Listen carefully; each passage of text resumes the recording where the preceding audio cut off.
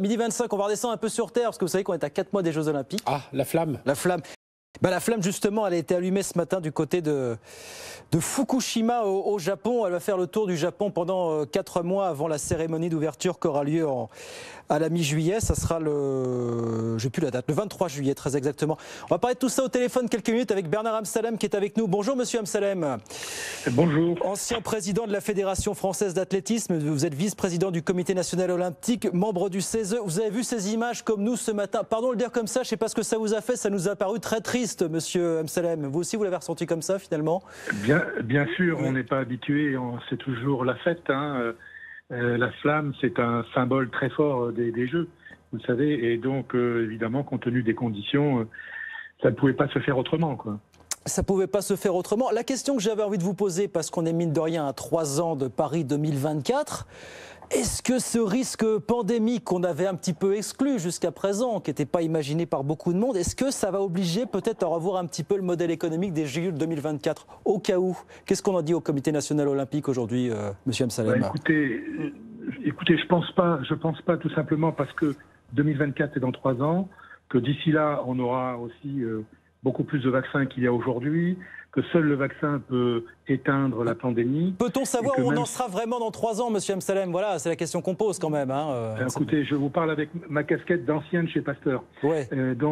Aussi, et je peux vous dire que effectivement, même si ce virus revient tous les ans comme le virus de la grippe, à partir du moment où on a un vaccin efficace, on peut maîtriser les choses. Donc je ne pense pas que les Jeux de 2024 souffriront de pandémie.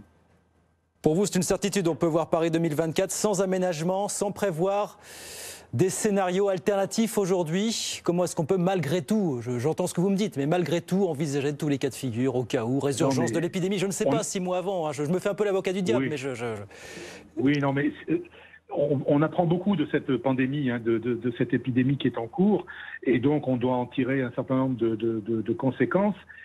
Et peut-être et éventuellement se préparer. Mais très franchement, je suis optimiste pour 2024 et je pense pas là on est en plein dans la crise, là, ça s'est jamais vu. Tous les pays du monde sont touchés quasiment, même si certains gèrent mieux cette crise que d'autres, peu importe. Le seul issue à cette crise, c'est la vaccination. Oui. Et donc voilà. Et à partir du moment où le vaccin, c'est un élément de prévention. Oui. Et à partir du moment où beaucoup de gens sont vaccinés, l'immunité collective sera forte et du coup prendra le dessus sur le virus. En attendant, on va voir des Jeux Olympiques de Tokyo sans spectateurs étrangers, ce qui même je voyais pendant la grippe espagnole des Jeux Olympiques d'Anvers en 2020 ne s'était pas vu. C'est quand même impressionnant ça, Monsieur Amsalem.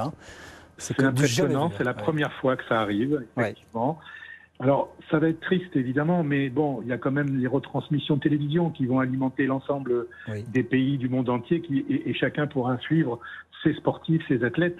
Et puis, moi, je pense d'abord aux athlètes. Très franchement, il y a 11 000 athlètes qui devraient être sélectionnés, représentant plus de 200 pays. Et vous voyez, la saison d'athlétisme, mais aussi la saison, je dirais, dans beaucoup de sports, a été extrêmement perturbée en 2020 et aujourd'hui encore en 2021. Ouais. Et donc pour eux, je ne souhaite pas qu'il y ait une génération de sacrifiés en quelque sorte. Et donc pour les athlètes, c'est important ce rendez-vous de compétition olympique. Ce seront des jeux un petit peu exceptionnels, mais ils se tiendront. En tout cas, ils sont bien partis pour se tenir évidemment dans 4 mois. Donc cérémonie d'ouverture, ça sera effectivement le 23 juillet prochain avec la flamme olympique qui a donc quitté Fukushima aujourd'hui, tout un symbole. Merci beaucoup Bernard Amsalem, merci d'avoir été avec nous quelques minutes ce midi, ancien président de la Fédération française d'athlétisme, vice-président du Comité national olympique et membre du CESE. Merci d'avoir été avec nous.